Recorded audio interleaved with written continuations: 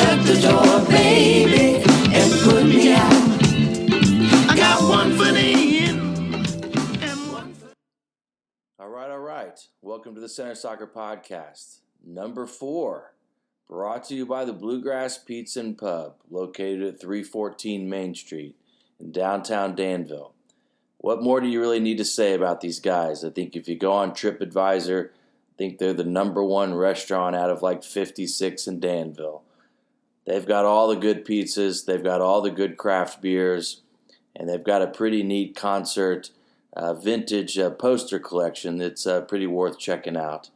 I can go on and on and on about these guys, but once you've been there once and tried all the pizzas, make sure you get back in there and try that fried chicken sandwich. It is awesome. I finally have Jay Hoffman hooked on that sucker, and it's a real good one. The music that brought us in today on the podcast is Mr. T.D. Young.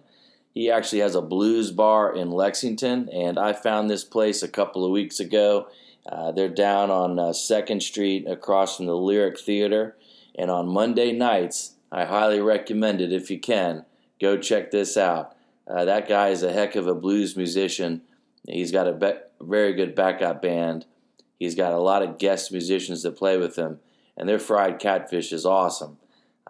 Don't ask for any tartar sauce. They're going to run you out of the house. It's only served with hot sauce. I learned that lesson the hard way, but that's the music that brought us in here today.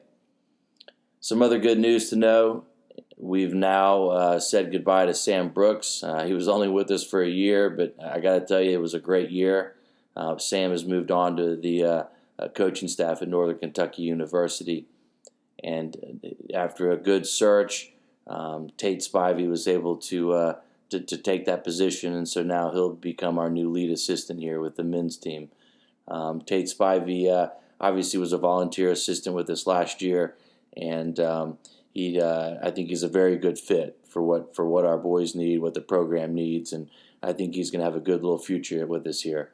He'll be joined by Tim Mastay and Hassan Endai, and that'll make up the coaching staff for us this year. I'm actually excited. We'll meet tomorrow, if you can believe it, and we'll plan out most of preseason tomorrow. So we'll get that all going tomorrow and get everything set. You'll first be able to see us play on August 21st. That'll be against Union at 7:30. And then again on August 25th, we'll play Midway, and that game will again be at 7:30 as well. All right, without further ado, I've got to introduce to you Brian Chafin, obviously a mentor of mine. He coached me when I played here at center. I was his assistant for 7 years, and has just obviously been what I've always said is the architect of really what center soccer is today. Maybe even bigger than that. He's played some pretty big role here in terms of the center college athletics as a whole. But give me a second here and we'll get him on. Okay, who are we talking with here today? Brian Chafin. All right, Brian, Coach Chafin to me. Let's get started here. Obviously, this is going to be a little bit different than what we've done because you coached at center. When did you arrive at center? Came in the fall of 1989. 1989. And so where were you before you came to center? I had been at Clarkson University since 1973, coaching men's and women's basketball and then soccer for 16 years. Wow. So you were coaching all 3 sports. Well, I coached men's basketball for 10 years, and then I had to have an emergency gallbladder taken out, and so I stepped away from the basketball program that season, and they knew that I was doing 2 heavy-duty sports, and they said, well, why don't you just step away from the men's basketball, but please start a women's basketball program. Huh. And that's we just started almost from scratch, and so I just built a little program. Huh. And so then you started women's basketball, and then when did you start coaching soccer at Clarkson? 1973. 1973. Okay. All right. So then how do you find center? Well, I found center because we had a very good women's basketball team in 88, 89. We made the Final Four. Right. And the Final Four was picked to be at Center College. Right. So Center's hosting the NCAA Final Four for women's basketball. Okay. All right. Yep. Yeah. And Clarkson is there. Yep. Okay. I mean, so that's your first time you see Center. Yeah, we flew out of Syracuse, and I tell this story all the time. we flew out of Syracuse. It was below zero on March 13th. Right. All right, land in Danville, Kentucky, in the middle of the night, and get up the next day, and it's 81 degrees. And I've learned that it's not always like that now. Right. But that weekend, it was hot. Yeah. And in fact, Joe Bunch took me out to the golf course just to look around the golf course. Sure. Here's March 13th. There's still 2 foot of snow in upstate New York. Man. And so we played the tournament. I actually went for a couple runs around town just to get a feel of the area. Yeah. And I immediately fell in love with Center because 10 miles down the road is where I got my master's at St. Lawrence University. Right. And St. Lawrence was a liberal arts school. Sure. Like Center. Very good soccer program. Yeah. And D3. in fact, I recruited the coach to Roush to play at Clarkson, but he chose to go to Ithaca. But anyway, I sort of fell in love with Center, and Joe Bunch was great showing me around. And then went home, and then Joe called me and said that the women's basketball coach was going to start a family. And so the women's basketball coach was leaving, and I applied for the job. Right. Came down, interviewed, and I thought it was a little weird because part of the interview process was with Charles Volkamp and John Tybe, a soccer player. Yeah, John Tybe. And I went home and got a phone call from Ray Hammond saying that you did a great job, but we've decided to hire a woman, Cindy Hauserman. Oh yeah. Who was an All-American. Right. Yeah. And I had no qualms about that. She was a great player, a great coach. Yeah. But they said, would you mind looking at the soccer job? Our soccer team was 8th in the country that year. We had played. Were you really? Yeah, we had played in the NCAA, and I had sort of gone on a winter trip that December. I knew that our basketball team was in the top 10 in the country. The soccer team was in the top 10. So That's incredible. Yeah, I had 2 top 10 teams. That's incredible, Brian. We were 16-1-1. And had some good players. Good players, good coach. Yeah, and so, but I did a tour. I stopped in Maryland, looked at a couple schools in Maryland, and went to Virginia, and then I went down to looked at Elon. And in fact, if I would have gotten the head soccer job, it was the head men's and women's job down there. I would have been coaching Gina Nicoletti. Are you kidding? No, at Elon. At Elon, if I would have taken that job. Of course, Gina Nicoletti ends up coaching women's soccer here at Center, and of course, Gina now is our senior women's administrator here at Center. Exactly. Right. And, right. So she was the star down there. At That Elon. I didn't know that. Yeah. And then I looked at Campbell University. I looked at Davidson for the women's job. I knew the men's coach down there. Yeah. And I was also looking at some administrative jobs. Sure. There. And the last job I looked at was Clarion State University, actually where Calipari went. Yeah. To coach the women, Division II, Very and they offered me the job. Yeah. And I held on until I got the job call from Ray Hammond for the soccer job. That's wild. And so July 1st, 1989, Here you are. moved on down. You're here in Danville. Okay, so do you remember much about the first team that you coached? I mean, where were you training? Where were you playing? Well, we were training at on the center right field of the baseball field. And it was a very good crabgrass field. Right. And we trained there and played games there for the first year. It had to have been very different from what your experience was in the Northeast. I mean, soccer was nothing really down here. No, in the South. It was not. Although give a lot of credit to Sonny Travis. Yeah. Sonny had started to get some players that were interested out of the Lexington area. in the Louisville area, but they had not made it yet. Yeah. That first year, I looked at the team and saw that Carlton Shire was an amazing talent. Yeah. But he says he's a center midfielder. Well, Yeah. he wasn't a center midfielder because he would never come back and play defense. And Chris Only, was a stopper back. Yeah. But he was a beast. He was. And then we had another stopper back in Greg Flyshaker. Right. So Greg got a chance to move in. So I moved half the team around. Yeah. Just to suit my game, what I wanted to see play. And it was difficult. I even got a call from one of the parents that said, "Well, how can you?" Parents are still calling back then already. How can you take my son's center midfield position away? Yeah. And I said, "Well, because he's a better sweeper back." Right. Right. And you may know who's back there, but right. So anyway, it was a difficult time for me to make the change. Sure. And we started out not doing real well. Sonny did an amazing job in scheduling. He opened up at Greensboro and Methodist. Oh gosh! Two excellent teams. We're taking the Bumblebee. Oh yeah, trying to get it over the mountains to North Carolina. Yeah. So it was an experience that we made work.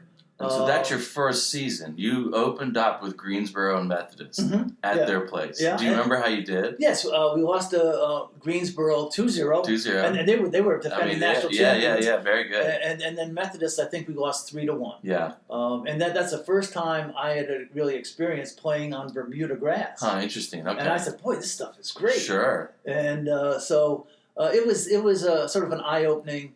And I had been coaching for 16 years, so I thought I knew, what was going on. But coming from the north to the south, different type of game.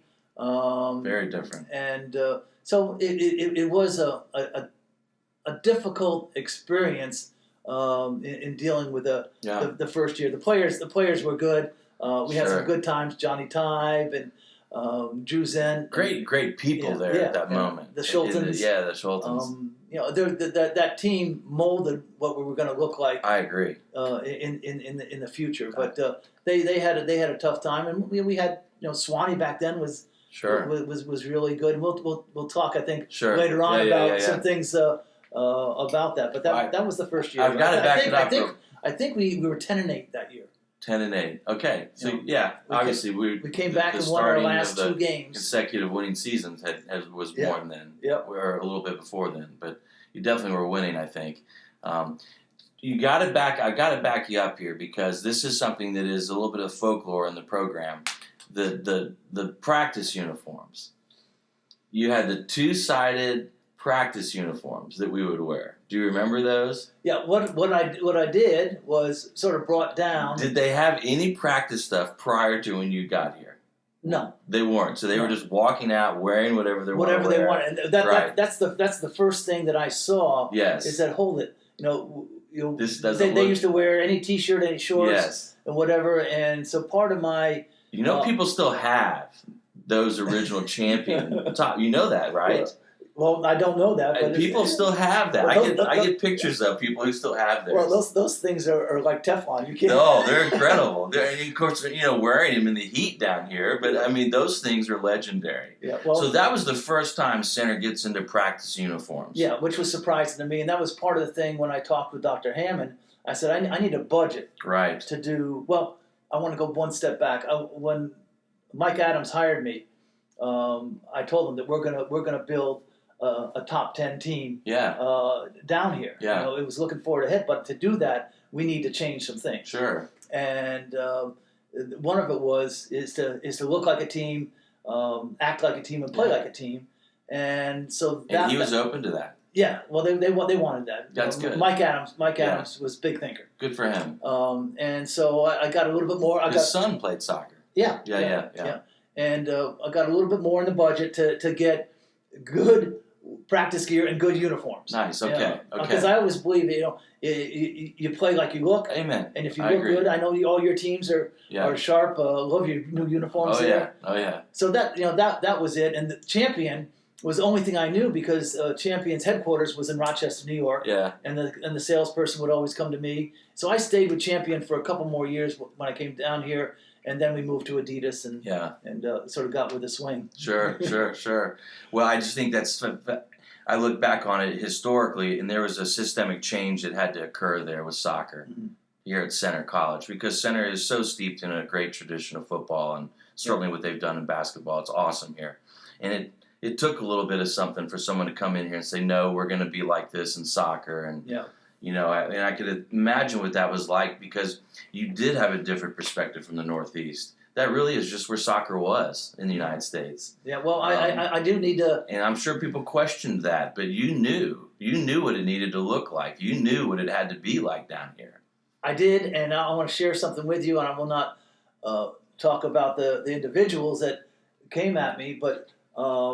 I was telling some faculty, we're going to try to build a good program. We're going to have, great looking uniforms. We're going to, travel well. Right. We're going to do things. And they said to me, well, no, don't do too much, because then, the faculty will think that they're spending too much on athletics. Right. And I said, well, we just want to have a good representative team for a good representative college. Amen. Yeah. And so I got a little pushback from the faculty, but the administration was 100% behind us. Yeah. That's good. Well, and of course, you look at how it's continued to grow. Let's talk a little bit about the players you've coached, that maybe some of the fun nicknames that you know about. Talk to me a little bit about some of the characters and personalities that played for you. Well, I look back, and almost every team had some characters on it, but I think they were more characteristic within their group. Right. I didn't get a chance to see a lot behind the scenes, because I sort of separated myself from them. But the first one that comes to my mind, we had Greg Fleischecker, a great funny guy. Everyone could just call him Fly, which is natural. And then the first ACL recovered player I've known in a year. Do you remember that? Oh yeah. Did you know anybody prior to Greg Fleischecker who had come back from an ACL? No, because I hadn't really experienced it, whether I was coaching basketball or soccer. It was in soccer we didn't have ACLs. I mean, the very first one. I mean, think about what he had to go through to be able to make that happen. Yeah. I remember when he did it. He did it playing Millsaps in a conference championship down at Rhodes. Okay. Okay, and then we had to put someone in there. That was the first year. Right. And then I figured he's gone. Right. And that sort of ruined my plan to move Olney up front. Sure. But, okay. Yeah. But all of a sudden, starting preseason next year, he's back as good as ever. I know. With a knee brace and a tough nut. And I think this was my freshman year. Exactly. Yeah. We had him there, and that allowed us to put Olney up front as the target. Right. And what a good target. Yeah. What a good target. Some of the other players? Yeah, well, the one that you played high school with. Yeah. And, he was an All-American here, Steve Wooby. Yeah. He was just a bulldog. Oh, my God. And that's what I called him. I would tell other coaches that we have a bulldog out there. Yeah. He's about 5'6", 5'7". Oh, man. Built. Nobody played bigger than Steve. Like a brick house. And he could jump like anybody. Oh, man. So he could win the head balls, even at sweeper back. Yeah. His first role for us was to mark the best player on the other team, which is sort of unusual back then, but because we weren't totally strong with best offenders, right? We needed someone to take away we didn't want that person to beat us. Sure. And I can't remember right off the top of my head right now, but the real great player from Oglethorpe scored a bunch of goals. Luco. Yeah, Will Luco. Yeah. I put That's a Josh Will clone, yeah. Yeah, and he, wherever he went, he went to the sideline, and then he would go, Luco would go over to the coach and says, get this guy off me, And Steve was like Velcro. He was on him. The guy never scored on Ruby. Man. So, and then the one that we all know, our friend and coach here, Jay Hoffman. Oh gosh. I think Jeb gave him the name Tough Guy because one time, there was a guy bugging him, and Jay just stepped up and pushed him Totally, down. I know. I think we actually have that on video. Yeah. He's wearing a bandana. I think in that moment, the bandana flies off his head. He pushes the kid so hard. Yeah. Actually, he gets that nickname from a guy who we think is kind of one of the founders of the couch, Steve Fazy. Okay. And I won't tell you the night that occurred, but I remember the moment it occurred, and it stuck on Jay Hoffman ever since. Well, that's good. And the last one that really pops out, and I think, Jeff, you gave Joe the name Butcher. Joe Hill. Joe was like a surgeon, and he's a surgeon now. He's a plastic surgeon. Oh my gosh! But he would take someone down just like he had a knife on his leg, and then just get up and walk away. No, just walk away. Yeah. And that was the thing. Never showed any emotion. Just did the job and walked right away. Yeah. We would sit over there, if you remember, and he would be on that side by a hillside, and he would just lose someone right into that hill, and just get up and walk right back towards the field, and we just the guy would be like 6 feet up on the side of the hill next to the hillside. Yeah. There's one person that just popped into my head, Todd Walls, and I don't know why we never gave him a name. My gosh. But his counterpart, an attacker, one time took him down. A sort of a questionable play, and the next play, Todd just took his legs out. And he looked him right in the eye while he was on the ground and said, "If you ever do that to me again, I'm going to break your leg." That one right there. Just staring right down at the guy. Right in front of us. It's like, take him off, coach. Take him off. Yeah. Do you have a starting 11? I know that's just really putting you in a terrible situation as a coach here. I thought about it. But there are so many good players. I don't want to delete someone out. Coach, did you ever have a losing season here? No. And you know what? I was going to look my record up. I still have it at home. Yeah. I kept every season. No, the first one was the worst one. It was 10-8. Yeah. And then we went 14-4, 14-4. Then we had that run of 16, 1-1, 17. Yeah. But no, never had a losing season, which was lucky. Well, it's all because of the players. Well, sure. And I don't want anyone to get mad, but I made a statement. Yeah, in the back. I want to hear it. We got Steve Louie. Okay, sure. Hall of Famer. Of course. David Kibler. Of stopper course. back. Oh my gosh. A talented, skillful player. Sometimes he took it a little too far, but he is just like a machine. State champion from Henry Clay. Yep. Yeah. And then Sean O'Leary. Okay, Dunbar. And then Tanner Goodeman, All-American. Oh gosh, All-American, Sayer. Yeah. He had skill and strength. And he had a long throw to boot. And that factored in. Yeah. And in midfield, we got Jay Hoffman. Of course. And then two of the rabbits, we called them back then.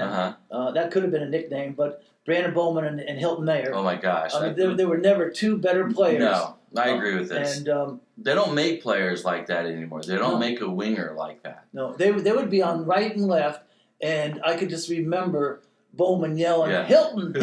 Hilton would cross the field, and there'd Bowman standing at the back post. Always. And knock it in. Always. Good quick story about those two. I knew Bowman. I went up to see a in-house visit, sat with him and his mom and dad, but on the way up, he called me and said, Coach, do you mind if I bring someone over to be with us there? And this is Brandon Bowman. Yeah. So he all of a sudden it's Hilton Mayer. Academic and All-American, Hall of Famer as well. Yep. And so Hilton comes in. I get two bunnies with. That's amazing. With one trip. You get two bunnies, two legendary bunnies. I mean, literally, I still to this day don't see wingers like that. Yeah. Tony Roush was a great outside man. Man. But played it differently than the Rabbits. I mean, he would come inside on you a lot. Tony did. Yeah. Remember the goal Tony scored against Wheaton? Wheaton, it's an incredible goal. Upper 90. I see it right now. Tony was one. He was as good as they came. I moved Jay Flynn back to what we thought his original position was at center mid. He played striker a lot because we needed his height up front. But he's at center mid, and then. The reason being is that we have Carlton Shire, Josh Will, and Jeremy Rotter. Oh, yeah. The three of the top point scorers in Oh, my gosh. I mean, think about that group. All Henry Clay. Yeah. All Henry Clay. And that's what I used to tell people. There's good soccer in Kentucky now. Incredible. It's great. So it was back then. It's so good. Yep. And then not because you're here, but you're in goal. And I did okay. We had the 3 other good goalkeepers, but no one took us to where we went with you. Yeah. Yeah, I did all right. I think Bailey's going to get my career shutout record here, but he's still got to get that 10 shutouts in a season record. I hope he gets it. I hope he gets it too. I do. Yeah. He can have all my records as far as I can. Gets 15 of them. I hope he gets them all too. Yeah. All right, so let's talk a little bit about some of those games, Coach. Talk me about some of maybe the heartbreaking losses. Maybe talk to me a little bit about some of the fun wins. Okay. The heartbreaking loss was 2 of them, but I want to lead into the first one. That first year we were on our way. We were building. We probably lost maybe 4 or 5 early on. Yeah. And then we found ourselves. We moved people around. This is 89. This is 89. 89. And Swanee was an NCAA tournament team back there. Yeah. And the class of the conference and had good players. This is the CAC. The Collegiate Athletic Conference, right? Exactly. And we got homecoming. And we got Swanee here at homecoming. Yeah. And we're playing the game of our life. Yeah. All right. And the score is 1-1. Huh. 1-1. And a big skirmish in the box at Swanee's end. Yeah. Goalkeeper grabs Carlton, who's ready to put the ball in the back of the net. Uh-huh. Penalty kick. Uh-huh. Okay. Yeah. Here we are, homecoming. Probably 800. I don't know how many people. The place is packed. The hill's full. Yeah, and so we're sitting there. Okay. Carlton hits the post. Yeah. All right. We go into overtime. Swanee gets its legs. Yeah. Scores 3 goals on us. Did they really? Yeah. Okay. Wow. And it devastates us. And I remember, as you do, pull the guys together. I said, guys, you played an amazing game. I really it's tough. don't have anything I can tell you, but you played well. We'll talk about it on Monday. Right. And we just, it was just a devastating moment for us. So that was a tough one. Tough one, especially in front of a crowd like that on homecoming. I can imagine. Yeah. And of course, Carlton. It was so important to him. That had to have been a pretty tough situation. It was. Carlton had a lot of pride. And what I want to do is sort of lead into the next spot. Yeah. You're going to ask me, Okay. how many good spots do we have? Sure. And okay. More good than bad. I know that. Yeah. So I did write some things down. The next year we go to Swanee. And we had been somewhat embarrassed here at home, but I'm a freshman now. Okay. Yeah. That's right. 1990. 1990. I'm a freshman. I remember this. And I had moved Carlton up front from his center midfield spot because he had so much talent and didn't play any defense. But the first 4 times Carlton picked the ball up, even at center midfield, he beat Swanee 4 goals. 4 goals. We're up 4-0. 4-0. In probably about 10, 15 No, minutes. you're right. It opened the game right up. It was in the first 15 minutes he had done it. Yeah. You remember the fire in his eyes? Oh, yeah. I remember being in the huddle, and I remember just looking at him going, oh, my God. He's like, you're going to give me the ball right now. It was a year of just energy pent up right there, and he opened it up. It's like the ball was on a string. It's one of the, legendary stories today. It's got to be a top 5 story all time in our history. Yeah, and that Carlton went on to have several great seasons. Sure. With us, and I think it was maybe Player of the Year, or maybe he and Only might have shared Player of the Year. Yeah. That year we beat Trinity down there, but that's another one on the list. Yeah, that's one I know you're going to talk about. I can't wait to hear that story because that really is again another top 5, I think, legendary story of their program. Yeah. Well, okay, I'll lead into that one then. We're down at Trinity in playing Trinity. In the conference championship, and we had moved Chris Only up front to be a target man for Carlton, and we were pretty potent, but it was a close game, and then all of a sudden, this is 1990. Is it still 90? Is it 90 or 91? I think it's. Were you in goal or was I think Gowdy was in goal in this game. This was the finals. I played the semifinals against Rhodes. Okay, so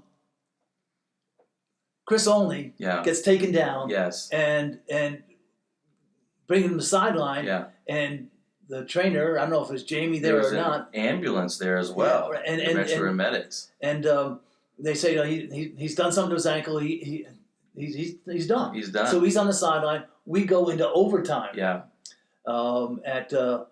At Trinity, and all of a sudden 2-2 is the score. It's 2-2 game. Yeah. And all of a sudden, I don't know if Chris came up to you or somebody. He came up to you crying because he wanted to take a PK. Okay. He did not want to leave and go to the hospital. Okay. And he's very animated that he wants to be on the. And of course, that's when you have to be on the field take one. Take a penalty. So you put him back out there just to do the penalty against the medical staff, everyone's wishes. And the game's still going on. And the game is going on, and Luby clears the ball. Yeah. And lays it up there. Yeah. And all of a sudden, he turns it and does it. He turns and beats Trinity in the last couple seconds. He takes that ball out of the air. He turns one time and hits it upper 90 right side. I see it right now. It's an amazing moment. It was. It was just amazing. And then he couldn't have played another game. Oh no. And I don't know if I don't think he really broke it, but it was severely sprained. He wasn't going to play again. Yeah. So that was just an amazing one. The other one that popped right out at me, again, not to embarrass you, but we're playing Vandy, and the year before, we had gone down to Vanderbilt in a rainstorm, and played and ended up in a 1-1 tie or 2-2, and here's Vandy, D1, and we were getting better and better and better. Really were. And so what we did is I had made a 2-year deal with. I can't believe they agreed to play you. Was that a hard thing to set up? And it wasn't, but I just called because we were trying to build our schedule. Sure. Get away from the NEIAs and build the schedule, and I just took a flyer and called Vandy, and they said, we'll come play you, and you come first. So we went down there, and I remember going through their campus and walking into the football stadium, and they were blaring crowd noise. Yeah, as loud as it could be. We're going, what's going on? They said, well, we're going to LSU. Yeah, I remember this. I remember that. So we go down there and we tie 2-2 down there, and so they come back the next year. Mm-hmm. And I don't know if we went up. What it was? The score was 2-1.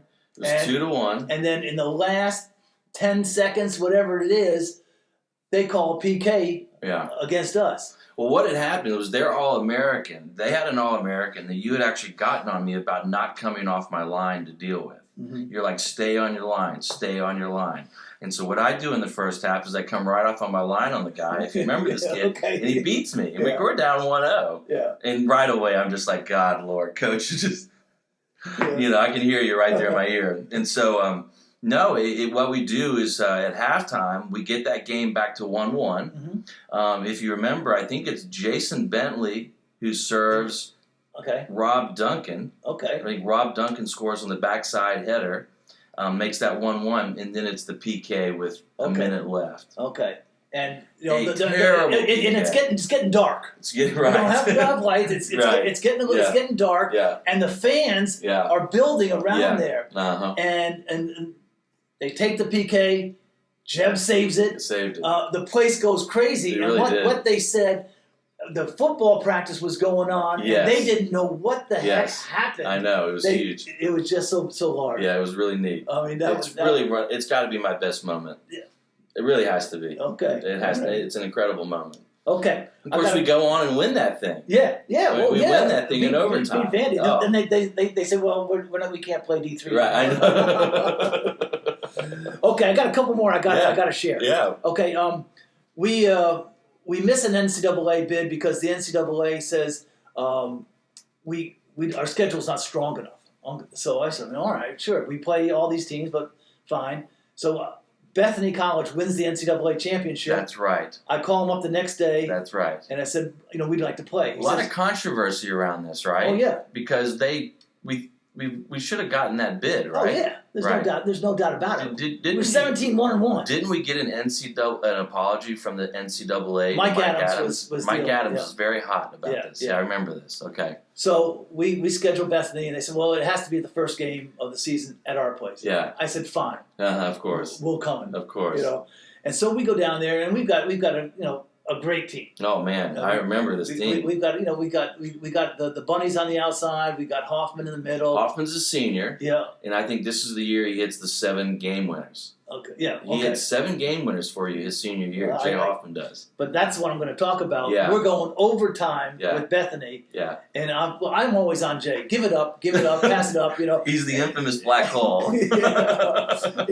And so Jay gets served top of the box, turns it, and beats in his extremely methodic way. Yeah, and it was slow motion. He beat one, and then he beats another, and we're going, oh my gosh, this is taking forever. And then he slides it in, and we beat Bethany. Yeah, it was incredible. At Bethany. It's incredible. Which was a great one. It really is a great one. It sets the tone for that season. Yeah. It's an incredible season there. Yeah. And then we're going to Chicago. We're playing Chicago. Yeah. And they're a really good side. Oh, yeah. And very good today again. So we're playing at their place up there on a field sort of out in the middle of a big field. But I think they play all sports on a big field. Yeah. And so scores 1-1. And it's getting down the end. And the goal, we take a shot.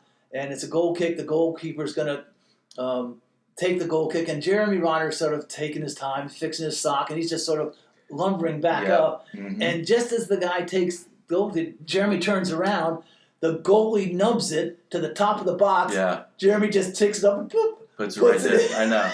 I know. And now it's funny you bring that up because you also know what happened in that game. You taught me a very valuable lesson as a coach. What's that? Because Rodder was not playing well in that game. Okay. And you remember I kept coming up to you saying he needs to come out. He needs to come out. Uh-huh. Okay? And then he goes and scores that winner to beat Chicago. Yeah. And you come over to me and you say, that's why you leave a player like him out there, because at the drop of a hat, he can go win you the game. That's right. And you said that to me. Yeah. And I remember that today, Coach. Someone could beat you. I remember that, Coach. A couple quick more, both against WashU in the NCAA tournament, hosting here. Yeah. Tight game. Yeah. In the last minute or so, Jimmy Owens steals the ball, goes baseline, Incredible. Which he never did. Yeah. Touches it right in. Yeah. And then again at WashU in a game, Mike Kretz scores 2 goals. 2 goals. I know. I mean, great goals. Yeah. I mean, well taken. Yeah. And I just looked over to you. I said, Kretzy scored both goals. like what the heck? That's why everyone celebrated even more for that one. Yeah. A big win at Rhodes. They're always tough on their field. Josh Will, sneaks one in and then just goes down the sideline, past all their fans. Very controversial. Very controversial. And then the last thing that I had to write down, always against Swanee, but when I came down, I thought I could bring New York players down. Right. And I really figured out it's better to get the local kids, but I did get Brendan Shevlin out of Long Island. Right, I remember. And Brendan just happened to be playing behind, some pretty good players at the outside mid. But we were playing terribly against Swanee here. Yes. Terribly against Swanee. Yes. And didn't he have the practice of his of the week? Wasn't that going on there? He was incredible. Like every time he touched the ball, it was the best thing ever. Yeah. And so I just said, Chef, get in there. Yeah. Get in there.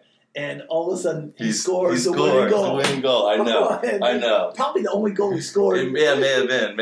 But the most memorable goal, right? I mean, everybody remembers that goal. And that's the great week he had. Yeah. And I still see Still Brendan. in Lexington. He's an attorney. Yeah, he's an attorney. And he coaches that's LFC. right. He's working at LFC. Yep. So I see him because Tanner's son plays on the teams there, so I get to see him a couple times a fall. So I want to back everything up here a little bit and maybe get off of it a topic a touch, but talk about a little bit about the whole administration and athletic department at Center, because it really seems to me that with your arrival, a lot of the more kind of modern stuff began to happen. We had Kitty Baird here, who was really a pioneer for women's athletics. Mm-hmm. You were coming in, showing us what recruiting was about. There really wasn't recruiting going on here before you arrived. Mm-hmm. Is that right? Well, football, they would go out and get some, Basketball would do it mostly from Right. the office. A lot of the technology was changing at this time. We were now beginning to go into the internet. You were here during that whole turnaround, and I really do believe that you played a really important role in just kind of modernizing the way the whole athletic department needed to kind of look. Okay. Did you feel that way as well, or were you just kind of coming down here and doing what you kind of knew?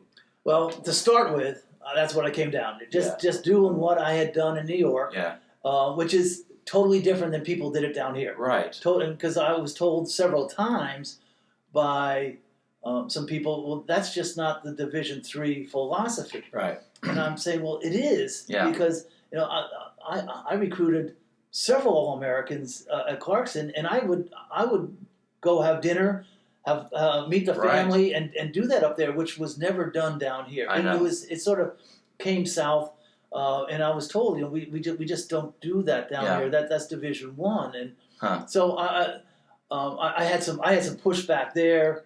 I wanted to get I went to the Chamber of Commerce when I first came down. Did you really? Yeah, and got all the Chamber of Commerce addresses, and contacted the chamber just to look at you. Did you really? Yeah, just do that. And then, as you know, when did you start the Bob Allen relationship?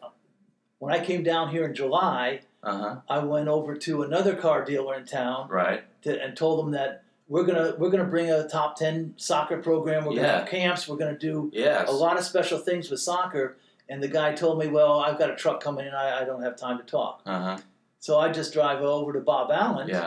And met with Bob. Bob was wide open to sit down. I said, "Bob, same thing. We're going to bring a top 10 team. We're going to, have camps. I would want you to sponsor. We would have a tournament in your name." And he says, "Well, let me get with well, first of all," I said, and I want a car."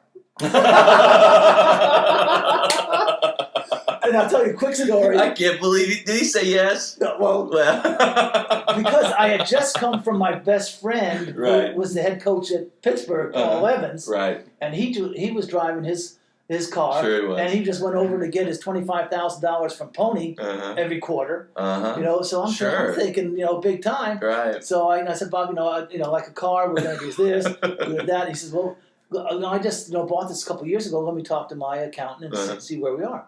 He calls me back in a day or two and says, we want to do something. But as far as the car, I will give you a car at my cost, but I can't give you the car. Sure. So I had to pay for a car. So I came down. And this is our 30th annual Bob Allen Nissan class. I mean, can you believe that?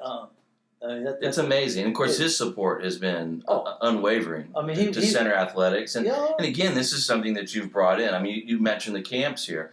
I mean, the whole camp set up here now. I mean, you look at just the way the athletic department looks today, and I look back at the people there, and certainly Kitty is a part of that too, but it just seems like you two kind of were setting the athletic department into this kind of new direction that it really kind of is at today. Yeah, well, and what has happened is we sort of got the thing going, and you and a lot of the other guys have just taken off. I mean, what people have done. I'm sitting here looking at this great space. It's unbelievable.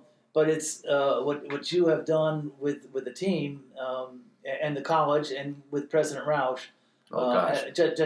Just amazing. I mean, again, because you have Dr. Roush during this whole period too. I mean, all of this is going on. And that's really what Center has been blessed with. I think is great people. Yeah. Well, Dr. Roush came when we made our first NCAA tournament. And I think he saw that soccer, could be. And actually, Mike Adams really was supportive. Mike was very supportive. But things sort of that first couple of years was a little bit difficult to sort of break the ice and get people to sort of move the way that things were doing up north. So then we'll kind of end with that. Were there other people out there that you would like to mention that you thought played a real important role in your time here at Center? Well, the first person I always would like to thank would be Mike Adams for hiring me. Right, of course. And being supportive of me. Of course, Joe Bunch was an ambassador. He wasn't working at the college, but he was an ambassador for the Final Four. Yeah, he was the president of the Golden White Club. Okay, all right. And then Ray Hammond. Ray Hammond Was very gosh. faithful with me. Yeah. John Ward was a mentor for me. Oh, good. Because I would talk to John about what to do. And one thing he reminded me. He said, Center does have a steep basketball tradition. Right. And he said that you ought to somehow be involved with basketball. And I said, well, soccer is what I'm doing, but I do. And just so happened, Cindy Hausman left in, I think it was 96, to go to Ohio and pursue things up there. And Mike Adams, after looking at several basketball coaches late in August, came to me and said, I want you to coach women's basketball for 1 year. It's amazing. Yeah, and so, you are, one thing I tell people, you're not a soccer coach, you're a coach. Yeah. You're a coach, and you're a very good coach. Every sport, you've got a national championship in golf. Mm-hmm. You've got Final Fours. I mean, you've got championship. I mean, across multiple sports. Well, you hit that. You played multiple sports. Yeah. We grow up in a world now where it's just one sport all across the board. I mean, playing multiple sports, I'm sure, made a big impact on your ability going forward. I think so, but I think I mean, what you just said. When people ask me, I consider myself an average coach, but I was a good recruiter, and good athletes made me a good coach, and I learned how to do it. I'm still learning. And actually, it was when I came down. One thing I've always told people, and that's why you were hired, was I wanted somebody as my assistant coach that was striving to be better than me. And because and that's what you've done. You took the level of our program because you want to be head coach. I mean, that's why I told you you want to hire somebody that wants your job. That's interesting. And I've told Greg Mason that. Right. You want someone that wants your job, because if that person doesn't want your job, he's not going to do very well. Interesting. And I remember you and I every Monday sitting at the table up in the Hall of Fame room and going over our recruits. Yes. And dividing them up, and who's going to call who's going to do what, and you have taken this to another level. Well, thank you. And you just the success that you've had, it's been amazing, and no one would have thought it. But me, back then. Here it is. Yeah, it's just fantastic. Well, I tell people you're the architect of it, and I know you're humble, and you'll, but that's the truth. All right. Well, I think you know how this ends. It ends with some music. Any kind of favorite band of yours? Any kind of favorite music you're listening to right now? Well, I don't listen to it a lot, but my son has been in the music business for about 10 years now, and he runs a band and plays drums and guitar in a band called The Works. Yeah. So that's his name? Rob Chafin. Right. And, went to University of Dayton and just has been in music. They just got done with Is their there a workout. song they have that you like the most? Well, there's one that he just wrote. I don't know if you've got that. Yeah. The one that I shared with you. Yeah, that was just amazing. It's great. Well, because it's not too often he gets behind the drum kit. Yeah. So, that was, I thought that was neat. Okay. Well, Coach, it's just been awesome to talk with you. Yeah. So you look great. Well, I feel good. Life's treating you good. Yeah, I play about 160 rounds a year. Has Jay Hoffman beaten you yet? Jay's gotten better. Oh, my God. There's no way he hasn't gotten better. Jay played yesterday. We went to Frankfurt. Yeah. We had about 8 of us up there and saw Bruce. Sure. Bruce Brown up there. And Jay played. And he says, "This is I got one more time playing over in Louisville in the big golf tournament." I'll be there too. And then he says, then we got to go to work. Then it goes to work. All right. And that's the way it is. It's great talking with you, Coach. Yeah, it's great to see you. Thank you.